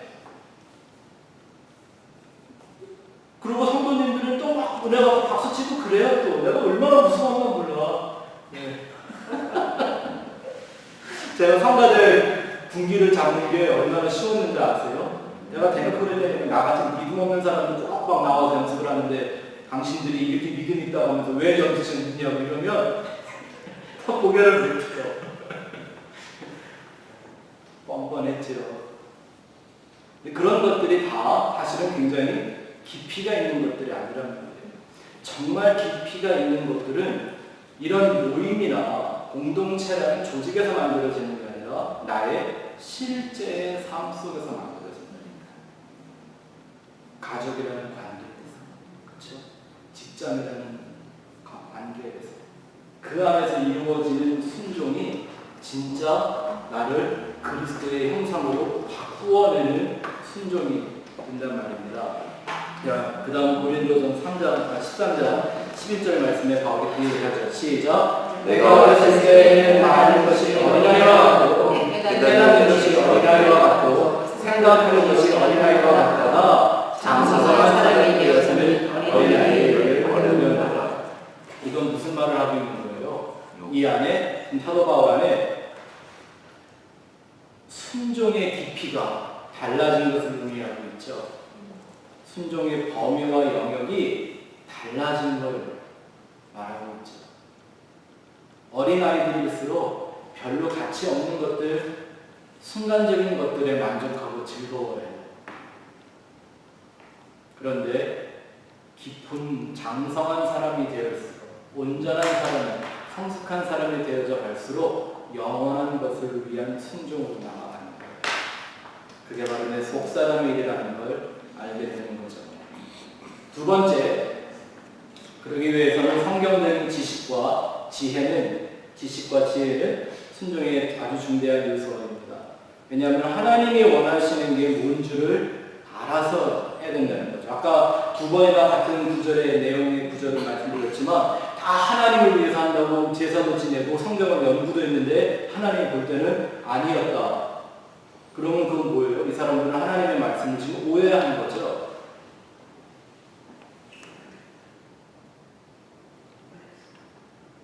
저희가 이 시대에 이렇게 하나님의 말씀을 최대한 원어적으로 본질적으로 연구해서 증거하고 싶은 이유가 뭐냐 하면 그렇게 오해된 부분들이 아주 너무 많기 때문에. 근데 그 오해를 진리라고 생각하고 거기에 목매는 사람들이 사실 목매는 정도가 아니죠. 그냥 그게 편한 거지. 네? 그런 상태에 놓여 있기 때문에 어린아이를 버리게 만들기 위해서 하나님의 말씀을 우리가 연구하는 거죠. 두 번째 줄 보세요. 하나님은 그의 말씀을 존중하는 사람을 하나님도 역시 존중해 주십니다. 뭐 당연하게 모르는 걸 순종할 수는 없죠. 믿음이 없어서가 아니라 그 믿음을 사용하는, 말씀드렸죠. 믿음은 하나의 도구이고 순종은 그 도구를 사용하는 거다. 그러면 믿음이 있다면 그 믿음을 어떻게 사용해야 될지 구체적인 지식과 지혜가 있어야 하잖아요. 이런 거죠. 컴퓨터가 아무리 좋은 걸 사놔놨어도 컴퓨터 쓸 줄 모르면 무용지물이죠. 네. 저희 목회하면서 이런 사람을 굉장히 많이 만나봤어요. 하여튼 이 사람은 누가 자기 믿음에 대해서 논하지 못하게 믿음에 관해서만 그런 분들의 특징은 감정적 신뢰, 확신이에요. 이게 있어서 믿음은 자기가 정말 좋다고 생각을 해요. 근데 그 믿음을 어떻게 쓸지는 하나도 몰라. 네? 하다못해 컴퓨터도 키도 꿀 줄은 알아야 될 거 아니에요. 네? 타이핑이라도 좀 배워야 이게 똑딱똑딱 곡수리라도 해갖고 뭔가 하나를 딱 써낼 거 아니에요. 네? 아무리 성능 좋고 비싼 컴퓨터를 딱 갖다 놨어도 사용할 줄 모르면 무용지물인 것처럼 그런 무용지물 같은 믿음이 너무 많다니까요. 그래서 하나님의 그 말씀에 갖고 있는 지식과 동시에 지혜를 우리는 잘 배워가야 합니다. 네 번째, 순종하는 사람에게 인내가 필요합니다. 3번, 둘째 줄 안 했구나. 예, 3번, 순종에는 믿음의 용기가 필요합니다. 용기가 필요합니다. 두 번째 줄로 같이 말씀드릴게요. 순종의 시간에 사단은 언제나 불안함과 의심과 위기감, 불안함과 의심과 위기감을 갖게 합니다. 이런 경험 많이 해보셨죠? 여러분들이 몰라서가 아니라 여러분들이 겪었던 것들을 기억나고 또 체계적으로 만들어 드리는 거예요. 용기 있는 사람들만이 순종하게 되죠. 항상 하나님의 말씀은요, 저도 경험을 해봤지만 많이 생각하고 계산할수록 불안해집니다. 참 이상하죠? 듣고 아멘하고 그냥 그것을 실행하면 괜찮은데 그걸 생각하고 또 생각하고 묵상을 하면 할수록 불안해져요. 의심이 찾아들어요. 요나 대표적인 인물이죠. 부자 청년 대표적인 인물들이죠. 순종을 모르는 건 아니지만 안 돼요. 여러분 생각해 보세요. 순종하면 언제나 그 순종이 여러분들에게 기쁨과 평화, 막 은혜, 축복 이런 것만 갖다 주든가요? 그렇지 않습니다. 그런 기대를 하는 게 기복적인 신앙입니다. 어떤 순종은 하나님이 그 순종 까닭에 나를 전쟁으로 집어넣습니다. 광야와 가나안의 삶이었다는 걸 생각해 보십시오. 그들이 했던 순종이 다 뭐였어요? 전쟁이었어요. 요단강을 건너는 거요. 그 자체가 전쟁이었다니까요. 뭐예요? 가나안과 싸우는 전쟁 선포하는 거예요. 선전포고. 우리가 이제 니네 쳐들어간다 이거 그게 뭐 하는 거였어요? 요단을 건너는 거예요. 하나님 어떻게 건너라고 했어요? 제사장들이 들어와서 법궤를 메고 들어가면 그 센 물에 걸어 들어가는 거예요. 다 휩쓸려 갈지 모르는데. 근데 물은 만큼 들어갔을 때 강물이 일어서 이런 역사가 일어납니다. 생각해보세요. 근데 그것부터가 뭐였어요? 요단강 건넜다고 모든 게 끝이 났나요? 태평성대가 열렸어요? 아니요. 여리고 딱 버티고. 여리고를 허물어뜨리는 것을 순종해야 했어요. 끝났나요? 아니요. 전쟁 애프터 전쟁. 끊임없이. 그래야 우리의 믿음이 실상이 되고 증거가 될 수 있기 때문이죠. 그래서 여러분들이 순종하는 그런 마음을 할 때, 내가 이거 하나님을 내 이런 마음 중에 이거 순종하고 나면 여기서 전혀 내가 미치겠지. 네, 언젠가 하나님이 원하시는 때, 그러나 당장 아니라는 거. 도깨비 방망이처럼 금나와라 뚝딱 해갖고 딱 나온 이가 아니라는 거 기억하세요. 왜냐하면 하나님이 원하시는 건 말씀드린 것처럼 겉으로 드러나는 행동이 아니라 그 순종하는 나의 속사람을 만지고 계시는 거라고 말씀을 드렸죠. 자, 네 번째. 그렇기 때문에 순종하는 사람에게는 반드시 인내가 필요합니다. 인내가 필요합니다. 순종의 결과가 언제나 즉각적으로 이어지지는 않죠. 순종이 믿음을 증명해주고 믿음을 성숙하게 만들어주죠. 하나님의 성품을 우리가 알아야만 인내가 가능한데 그 다음 줄 보세요. 하나님은 산발적이며 일시적인 순종을 요구하지 않으십니다. 하나님은 산발적이며 일시적인 순종을 요구하지 않으십니다. 제가 목회를 하면서 저 역시도 좀 실수를 해본 부분들이 있고요. 많은 성도님들이 특별히 정말 주님 사랑해서 뭔가를 열심히 잘해보고 싶어 하나님의 뜻대로만 살아보고 싶어하는 분들이 종종 범하는 실수들을 많이 보는 게 우리 이런 얘기 많이 하잖아요. 하나님의 음성을 듣는다. 하나님이 내게 어떤 마음을 어떤 소리를 내게 주셨다. 네, 분명히 하나님이 우리에게 말씀하시는 분이고 역사하시는 분인데 그들이 갖고 와서 저 상담을 한 어떤 그런 하나하나의 얘기들이 들었다는 음성들이 서로 맞지를 않아요. 이렇게 일관성이 보이질 않아요. 그리고 전혀 그걸 갖고 하나님이 그 사람을 이렇게 저렇게 하는 예수의 형상으로 만들어 가려고 하는 손길이 보이지 않는 것들이 있어요. 어떻게 해석을 해줘야 될지, 어떻게 성감을 해줘야 될지 모르겠어요. 왜냐하면요, 그것도 내가 그건 하나님의 음성 아니었네 이럴 수도 없잖아요. 듣고 왔다는데 또 하나님이면 어떻게 해요? 제가 모르는 하나님의 비밀한 섭리가 그 안에 있을 수 있잖아요. 그러면서 제 삶을 통해서나 성도들의 삶을 통해서도 내가 경험하게 되는 게 뭐냐면 하나님은 늘 말씀드린 것처럼 영원 전부터 영원까지 일하시는 분이세요. 맞습니까? 이 전체를 보시고.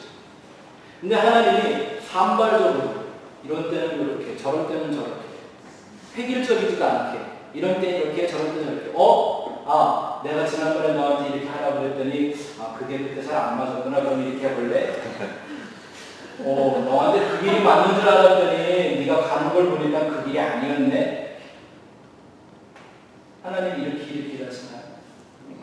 그런 분 아니에요. 내가 순종하는 하나님을 발견하려고 할 때 우리한테 중요한 건 하나님은 아주 처음부터 끝까지 완전 무결한 계획을 가지고 우리의 삶을 정확하게 인도하신다는 걸 알아야 돼. 그래야 내가 어차피 우리 인생이 흔들릴 수밖에 없는 인생이고요. 우리가 그래요. 우리가 다 시행착오하고요. 지난주에 얘기했잖아요. 시험 우리는 실패도 많이 해요. 그게 당연한 거예요. 괜찮은 거예요. 그렇게 하라고 넘어지라고 박아놓은 돌멩이들이라니까요. 다 내가 넘어져야 하나님 찾으니까. 네? 그렇게 겸손하게 하나님을 부르짖으니까. 하지만 그 하나님의 계획은 아주 정확해요.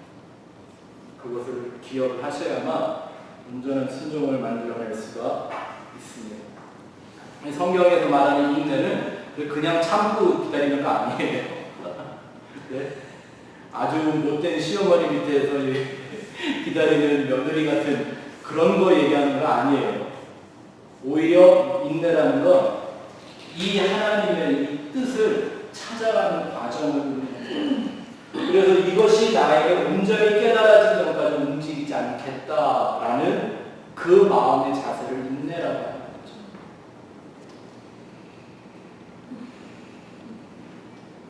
연단, 금을 완전히 녹여서 쏟아붓는, 완전히 녹여서 가는 불순물이 다 탈 때까지는 그래서 담질 않는 거예요.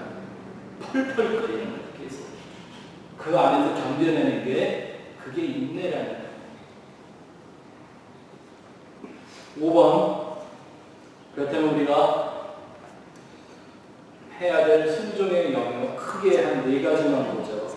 우리가 순종해야 될 영역. 첫 번째는 하나님의 말씀입니다. 하나님의 말씀. 그 말씀이 전부 다 영원한 법이고 영원한 계명이고 영원한 진리입니다. 십계명만 지킨다는 것이 아니라요. 그 말씀, 왜 전에 우리가 말씀드렸죠. 하나님의 말씀이라는 건 그 성경에 써있는 글자를 말하는 게 아니라 하나님이 당신을 계시하는 모든 방법을 우리라는 말씀했어요. 그래서 지난 시간에는 이런 얘기 우리가 한번 해봤던 기억이 나요. 이 세상 전체가 사실은 성경이고 하나님을 발견하는 하나님의 계시를 갖고 있는 세상 다 이게 성경이고 그거를 딱 줄여서 우리한테 필요한 것만 주신 게 성경 책이고 그렇죠? 이 하나님의 말씀 하나님께 순종하는 거죠. 두 번째는 내면적인 순종입니다. 내면적인 순종. 이거는 이거는 그냥 써놔봤지. 인격과 성품에 대한 것. 우리가 지금 계속 말씀하고 있는 거죠. 인격과 성품에 대한 내면적인 것. 그것이 하나님과 내가 연합되는 거기 때문에. 보세요. 우리 인간의 행동이 하나님처럼 완전할 수 있을까요? 절대 안 되죠. 그렇지만 우리가 하나님과 하나가 될 수 있는 부분은 뭐예요? 우리의 신령인 거죠. 그래도 신령이 가난해야 한다고 계속 말씀하는 거예요. 세 번째는 물질에 관한 순종입니다. 물질. 돈만 말하는 게 아니라요. 세상에 우리에게 주어진 모든 물질들, 청지기적인 삶을 위해서 하는 거죠. 하나님은 우리가 물질이 얼마나 있느냐에 관심이 있으시기보다는 내가 물질을 어떻게 사용하고 관리하느냐에 관심이 있으십니다. 왜냐하면 예수님이 그랬죠. 내 보물이 있는 곳에, 쉽게 말하면 내 돈이 있는 곳에 내 마음이 있다. 혹시 한참 유행했던 그 본 시리즈 영화 본 기억나시나요? 본 아이덴티티, 본 수프리버시. 제가 제일 좋아했던 영화 중에 하나인데요. 그 본 아이덴티티라는 영화를 저는 극장 잘 안 가니까 극장에서 본 게 아니라 비행기 타고 선교를 가다가 비행기 타고 순교하다가 비행기 타고 선교 가다가 어떻게 자다가 깨는데 그 영화가 나오면 너무 재밌는 거예요. 웃겼던 게 뭐냐면 보신 분들 기억이 날 거예요. 그 제이슨이라는 애가 그 비행기에서 떨어져서 사고를 당하고 나중에 물에서 건져내서 기억을 다 잊어버렸죠. 그런데 이상하게 자기 비밀 부자의 어카운트 넘버만 기억이 돼. 내가 그 영화를 보면서 맞다. 사람이 자기 돈이 있는 건 절대 아니잖아. 네. 사람의 본질이 그래. 내 보물이 있는 곳에 내 마음이 따라간다. 이게 원래 더 좋은 번역이에요. 그래서 내 보화를 얻다거나 땅에 두지 말고 좀도 없고 등록도 없는 녹도 안 나는 하늘에 두어라. 물질을 하나님의 나라를 위해서 어떻게 관리하고 사용하느냐가 정말 또 우리 신종해야 될 중요한 부분 중에 하나죠. 또 네 번째는 영적인 권위에 대한 순종입니다. 이것은 어떤 조직 관리에 대한 얘기가 절대 아닙니다. 오해하지 마세요. 이건 하나님이 일하시는 영적인 질서와 지체의식, 서로 종노릇하라는 그것을 알게 하기 위함인데 히브리서 말씀 같이 읽어보죠. 시작. 너희를 인도하는 자들에게 순종하고 복종하라. 너희는 너희 영혼을 위하여 경성하기를 자기가 회개할 자인 것 같이 하느니라. 저희로 하여금 즐거움으로 이것을 하게 하고 근심으로 하게 말라. 그렇지 않으면 너희에게 유익이 없느니라. 여기 보세요. 이게 얼마나 중요한지 순종과 복종이라는 단어를 한꺼번에 썼죠. 네.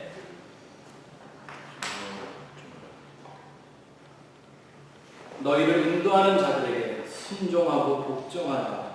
왜냐하면 그들은 너희 영혼을 위해 경성하기를 자기가 회개할 자인 것 같이 합니다. 자, 여기서 진정한 영적인 인도자와 리더와 팔로워의 퀄리티가 딱 보입니다. 영적인 리더가 되는 사람들의 퀄리티가 뭐여야 돼요? 언제나 자기가 회개할 자이며 하나님 앞에서 경성하는 사람이어야 한다. 리더십이 뛰어나거나 사람을 설득을 잘하거나 이런 기술의 테크닉을 얘기하고 있지 않습니다. 하나님 앞에서 자기가 회개할 자이며 언제나 경성하는 그 사람을 성경은 영적인 리더라고 말하고 그러한 리더들에게는 순종도 하고 때로는 복종도 하라고 얘기하고 있습니다. 서로에게 얼마나 이게 큰 책임인지 아시겠죠? 리더나 팔로워들. 그저 얼굴 보고 지나가는 목사 교인이 되면 안 되는 거예요. 교회는 그래서. 자, 그렇다면 이제 마지막으로 순종같이 보이는데 아닌 것들에 대한 얘기를 좀 마지막으로 하고 끝을. 첫 번째는 오늘 계속 말씀드렸던 율법적인 순종입니다. 율법적인 순종. 갈라디아서 3장 2절 3절 읽어보죠. 시작. 너희가 성령을 받은 것이 율법의 행위냐 혹은 듣고 믿음으로냐. 너희가 이같이 어리석으냐 성령으로 시작하였다가 이제는 육체로 마치겠느냐. 이제 이런 말씀이 딱 이해가 되시죠? 이게 왜 율법적인 순종이 성령과 오히려 상관없는 일이 되어버리는지. 이런 율법주의가 오히려 하나님과 인생 사이에 벽을 만들었죠. 네? 그렇기 때문에 율법적인 순종 역시 순종이라는 목적을 둔 하나님의 그 참된 의도를 다 파괴해버리는 거예요. 이걸 기억하세요. 율법적인 순종은 주체가 항상 누구예요? 내가 하는 거예요. 내가. 하나님이 나한테 법 주셔 지금 내가 지킬게. 이거라는 말입니다. 모든 일이 그래서 뭐에 달려 있어요? 나의 능력에 달려 있는 거예요. 내가 다 알아서 해야 돼요. 내 열심에 달려 있어요. 내 종교성에 달려 있단 말입니다. 그렇다면 예수님이 말씀하신 그 은혜의 복음과 이러한 사상은 뜻이 맞아요? 틀려요? 전혀 같을 수가 없단 말입니다. 한 가지 중요한 얘기를 하나 해드릴게요. 성경이 말하는 그 진정한 복음은요, 인간의 열심이나 의지가 이끌고 가는 게 아니라 하나님의 열심과 예수의 희생이 끌고 가는 거예요. 이게 기독교예요. 이해가 되세요? 하나님이 나를 위해서 나를 그 천국까지 가게 하시려고 사람의 몸을 입고 와서 나를 십자가 위에 스스로 피 흘려 죽으실 만큼 열심을 부리시고 열정을 보이시고 스스로 희생하셔서 그걸 믿기만 하면 글로 가게끔 다 이끌어 주시는 게 누가 하는 거예요? 하나님이 하시겠다라는 거예요. 그런데 그 은혜를 보지 않고 내가 해본다는 거죠. 법 줬어? 내가 지키게. 우리 다 운전을 하니까 그거 있을 거예요. 내가 운전 잘하고 있으면서도 경찰 보면 찜찜해져. 괜히 경찰이 뒤따라오면 정수가 이제는질하죠. 왜? 내가 법 지켜야 되니까. 아니 경찰은 날 잡으려고 쫓아오는 게 아니라 그 사람들은 원래 하는 일은 뭐예요? 사회 정의를 구현하고 민생의 안전과 법 질서와. 근데 우리는 내가 법을 지켜야 한다고 생각하니까 그 경찰이 날 잡으러 다니는 것처럼 보이는 거예요. 그게 율법이라는 거 아세요?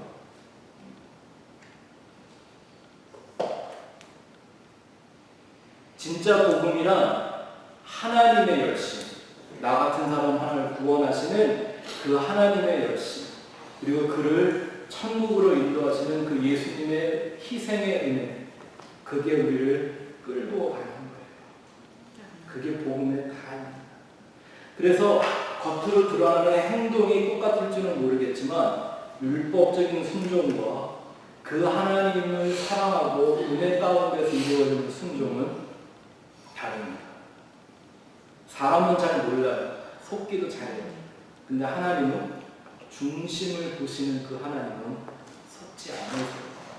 명심하세요. 사울의 제사에 속지 않은 하나님 지금도 안 속으세요. 바리새인들의 성경 연구에 속지 않았던 예수님 지금도 안 속으신다고요.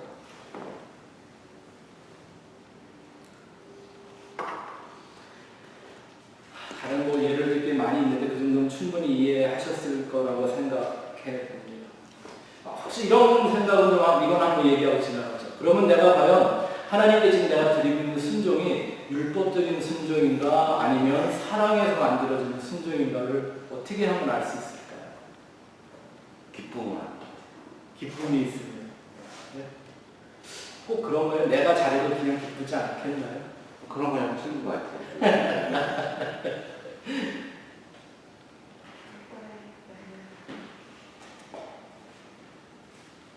네? 그렇죠. 그런 것도 하나가 되겠죠. 네. 이런 거 아주 이제 목회를 해보고 여러분들 교회를 많이 해보신 분들이라 대충 동의하실 수 있을 것 같은데 이런 거죠. 율법적인 순종인가 하나님에 대한 사랑의 순종인가는요. 그 일한 사람을 대해서 칭찬을 해보거나 안 해보거나 알 수 있어요. 인정을 해주냐 안 해주냐는 딱 알 수가 있어요. 어떤 사람들은 작은 일에도 크게 인정받아야 되고요. 어떤 일은 사람들은 큰 일을 하고 칭찬받는 자리에 피해되는 거예요. 그죠? 또 이런 거 있어요. 그런 율법적인 순종을 하는 사람들일수록 교회에서 어떤 직분이나 자배 연회는 그걸로 자기를 자꾸 포장을 해야만 해야 되겠다. 아무것도 안 하는 걸 못 견뎌요. 왜냐하면 하나님의 의의를 모르고 믿음에서 그 자유한 구원의 기쁨이 없기 때문에 뭔가 계속 종교적인 일, 교회적인 일, 하나님 일 같은 걸 하면서 내가 하나님과 붙어있다라는 의식을 갖고 싶은 거예요. 근데 행동은 똑같아 보여요. 근데 하나님은 받지를 않으신다. 아무것도 안 하는 걸 못 견딘다는 얘기는요. 이걸 잘 못한다는 거예요. 예수와 십자가에 집중하지 못해요. 이해가 되세요? 그래서 그런 사람들한테는 우리의 신앙은 예수와 십자가 다입니다. 예수와 십자가만 바라보고 가야 된다 그러면요. 말은 좋은데 하나도 이해 못하고 그냥 들어. 아멘을 하는데 속에서 깨달음은 없는 거예요. 근데 여러분들은 벌써 반년 만에 다 이해가 되시잖아요.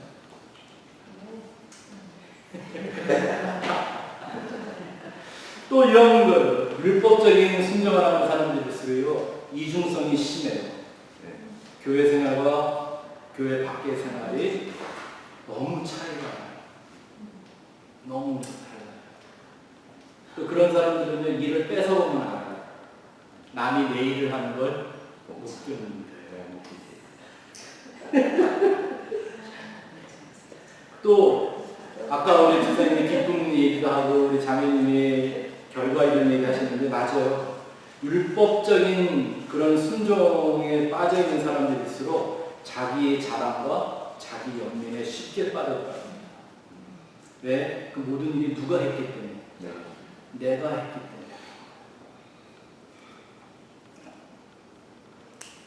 두려움. 왜 옛날에는 한약을 다리고 나면 이렇게 헝겊에 넣고 짜잖아요. 그렇게 해서 그 모든 약재료가 갖고 있는 진액을 쫙 짜내잖아요. 어떤 사람은 갖다가 그렇게 확 짜면 예수와 십자가가 뚝뚝 떨어지는데 어떤 사람은 자기 연민과 자기 사랑만 짜지는 거예요. 짜보면 안 돼요. 어떻게 짜는지 알고 싶으시면 언제든 얘기만 하세요. 제가 한번 잘 짜드릴게요. 자, 두 번째, 기복적인 순종. 이런 사람들은 순종을 비즈니스로 생각하죠. 순종 놓고 축복 먹고. 예. 근데 이거 기억하십시다. 하나님은 이미 최고의 선물과 축복을 이미 주셨습니다. 이미 우리에게 최고의 선물과 축복을 주셨습니다.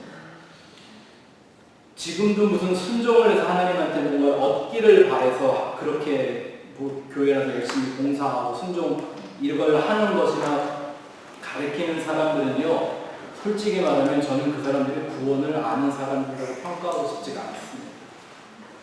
구원이 뭔지 모르기 때문에 자기 안에 그 구원의 감격과 그 기쁨과 그 영광이 없기 때문에 자꾸 그 외의 것들을 구하게 되는 거죠. 네? 이게 마치 이런 거 아니에요. 뭐 하는 말로 물에서 건져줬더니 보따리 내놓으라고 지금 하나님이 나를 주에서 구원했더니 목도 내놓으라고 그래서 순종하는 거 아닙니까? 무슨 순종이 비즈니스인가요? 아니죠. 세 번째, 서원과 약속을 지키지 않는 것. 성경 말씀에 보니까 서원한 것은 부지중에 했어도 지켜라 이렇게 돼 있죠. 예, 이거 했다가 혼난 사람이 누군가요? 야곱이. 예, 방에서 도망가다가 잠결에 하늘에서 막 수닥다리 막 내려오고 막 그래갖고 와 여기 하나님 집이구나 그러고 베델이라고 부르고 내가 여기 제단 쌓아드릴게요. 그리고 또 잠이 들었어. 아침에 깨하고 나니까 쫓아오는 형 때문에 빨리 도망을 가야 돼. 잊어버렸단 말이야. 꿈결에 잠결에 하는 일이었어. 근데 하나님은 그 서원을 안 잊어버리셨어요. 야곱이 최후의 순간에 하나님 앞에 엎드렸을 때 하시는 말씀 대대로 무슨 얘기예요? 너하고 나하고 약속한 자리로 이건 어떤 장소나 시간이나 그 인간적인 약속이라는 의미만 말하는 게 아니에요. 하나님이 우리와 맺으신 영원한 구원의 약속의 자리가 있어요. 거기가 십자가죠. 거기가 갈보리죠. 거기를 돌아가는 거예요. 거기가 베델입니다. 참 그래서 어쨌든 베델 교회라는 이름은 정말 좋은 이름입니다. 제가 사이펜에서 했던 우리 선교 공동체 이름이 베델 선교 공동체였었거든요. 저도 그 이름을 너무 좋아해서. 불순종은 언제나 하나님과 나 안에 갈등을 일으킵니다. 그렇죠? 서원을 했다는 건 이런 거죠. 내가 무엇인가를 하나님의 이름을 걸고 한 거예요. 그래서 아까 말씀드렸지만 우리가 이런 거 굉장히 조심해야 돼요. 하나님이 내게 말씀하셨습니다. 하나님이 알게 하셨습니다. 하나님이 그렇게 내 마음에 증거하셨습니다. 그러면요 정말 하나님 것처럼 지켜야 하는 거예요. 틀렸어요. 그래야 틀렸어요. 넘어져 봐야 그게 아니었다라는 걸 깨닫는 거예요. 이해가 되세요? 무슨 말인지.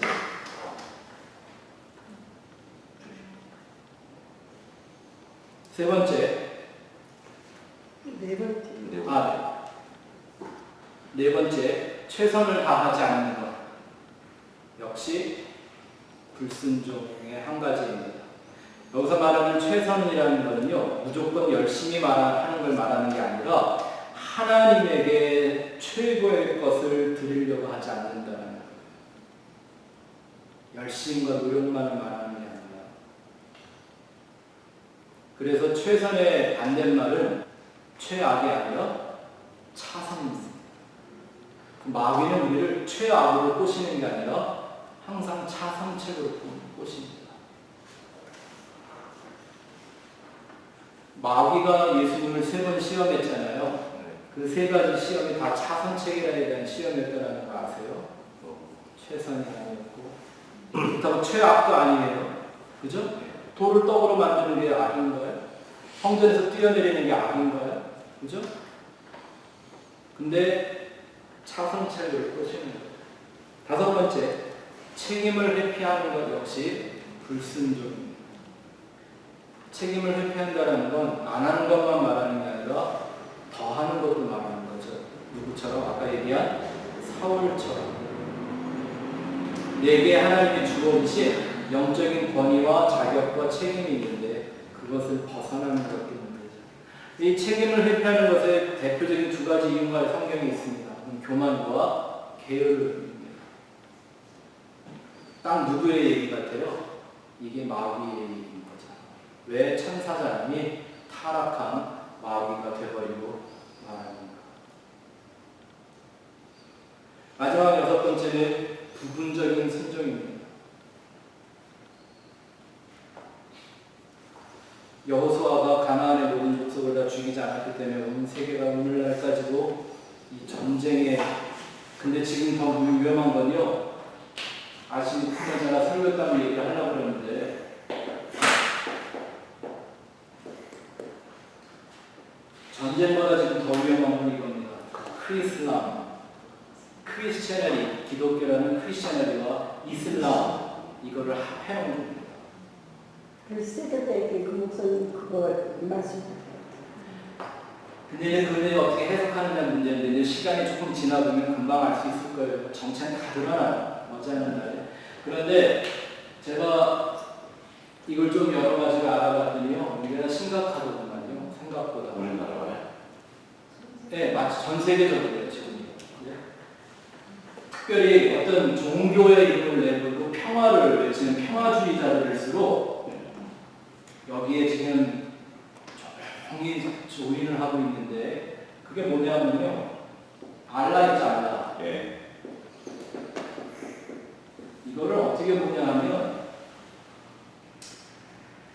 아랍 말은요. 알라가 고유명사가 아니라 하나님을 상징하는 말이에요. 그래서 그 아랍권에 있는 사람들의 성경을 보면 하나님이 뭐라고 되어 있어요? 우리 성경에 여호와 하나님이 있는 걔네들 성경에는 알라라고 되어 있는 거예요. 알레프. 히브리 말에 알레프랑 똑같은 거예요. 근데 이제 이것이 이슬람권에 와서 하나님도 하나님의 이름이 아니잖아요. 우리가 성경으로 하나님이라고 부르는 거. 그죠? 번역을 그렇게 한 거죠. 원래 하나님의 이름은 야훼죠. 야훼. 네? 정확하게 말하면 유드회, 바흐회. 옛날에 한번 공부했었죠. 네. 예. 근데 이게 걔네들 말이에요. 그리고 아브라함 때부터 거의 같은 비슷한 역사를 똑같이 가지고 있단 말입니다. 구약 초기의 역사를. 그러니까 어떤 식으로 지금 얘기를 해나가냐면요. 우리가 원래는 뿌리가 같은 거였다.